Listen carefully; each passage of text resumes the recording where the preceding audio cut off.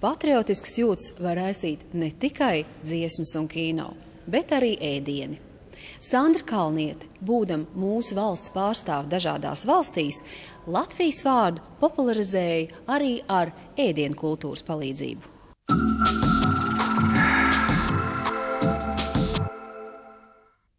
Mākslas zinātniece, politiķe, rakstniece un diplomāte Sandra Kalniete ideju par savu pavārgrāmatu lolojusi ir ilgi.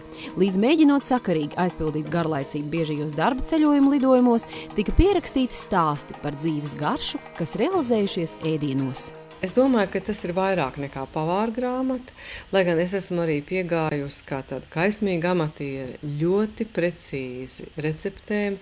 Gandrīz visas receptes, kas ir iekļautas grāmatā, es šovasar esmu vēlreiz gatavojusi. Mans vīrs un mans mazdēls ir fotografējuši šo procesu. Mums vairāk nekā 7000 fotogrāfijas radās. Un līdz ar to es varu apgalvot, ka gandrīz viss ir pārbaudīts. Vēlreiz tas tiešām darbojās. Aizraušanās, kas pārtapusi praktiskā nodarbē. Tā varētu raksturot dzīves periodu, kad Kalnietes kundze pēc valsts neatkarības atgūšanas strādādama Latvijas vēstniecībā Francijā, dažādos apstākļos bija pati spiesta domāt, kā popularizēt Latviju un kādus ēdienus likt galdā svarīgās pieņemšanās. Ne viss, ko savā zemē uzskatām par gardu, bija pieņemams. Man bija ļoti nopietni jādomā, un tad es atradu, ka to gardumu nemaz tik daudz nav. Viens no tādiem, cik dīvaini nebūtu, ir skābenes, jo skābenes Francijā ir smalks garšaugs, kas tiek izmantots mērcēs un zupās. Nevis tāds zemnieku ēdiens kā mums, ko šeit akreditētajiem diplomātiem nekad nepasniedzas. Piemēram, bija uzlūgus Japānas vēstnieku pusdienās, un viņš pirmo reizi šeit baudīja skābeņu zupu un bija ļoti sajūsmināts. Ja? Otrs tāds produkts, kas arī ir no smalkā gala, ir nēģi, jo Francijā tikai ap Bordeaux nēģus ir. Rupmaizi var iemānīt francūžiem kā tādu interesantu garšu saldajos ēdienos, ja? Un rupmaizes sausiņos.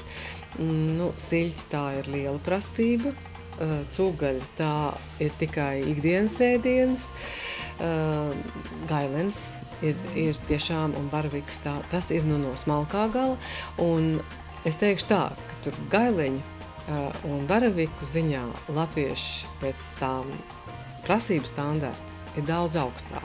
Pēc neveiksmīgas idejas iebarot francūžiem pildītas reņģes, tapa pārliecība, ka ēdienkartē labāk izvēlēties pārbaudītas un stabilas vērtības. Kā veiksmes garantija maziem svētkiem un pieņemšanām mazbudžeta apstākļos ir kanapē māksla. Kanapē nav modē vairs, jo tur ir holesterīns, tur ir sviests, un bez tam tas arī prasa ļoti lielu darbu, jo tur mazāk ir tā produktu vērtība, cik viss tas, kā tu izceko tur to maizīti. Taču tagad nāk atpakaļ 60. gadu mode, kanapē jau ir no tā laika, kad pie kokteļa pasniedz tāds mazs maizītes, var jau būt, ka tas atkal atgriezīsies.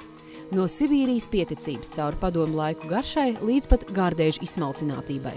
Tā varētu raksturot Kalnietes kundzes pavārgrāmatu Prjaņiki, debesmanna un tiramisū. Pacienāt viesus, ar ko gardi ir neatņemama profesionāls viesmīlības sastāvdaļa. Ēdienu pagatavošanas topā esot zupas, pasteicis un saldējumi. Un, lai apliecinātu savu mīlestību gatavot, Kalnietes kundze būrās ar saldējumu. Es biju vienreiz tādā Francijā, tādā brīnišķīgā pilsētiņā, kas ir atjaunot viduslaiku stilā, ja? Karkasonā. Un tur pēkšņi es skatos baigā rinda pie mūra. Stāv pēc saldējuma. Tad es arī, protams, tur pastāvēju, nopirku, bija ļoti garšīgs. Un tā garša man tiešām pilnīgi sapņos rādījās. Un tad es devos un iepirku mašīnu un sāku. Un tagad jau es vairs uz savas receptes. Ja padomā, mums katram ir sava recepte svētkiem, svarīgi ir to neaizmirst un arī padalīties pieredzē ar citiem. Latvijas garšu taču radām paši, savās mājās un savās ģimenēs.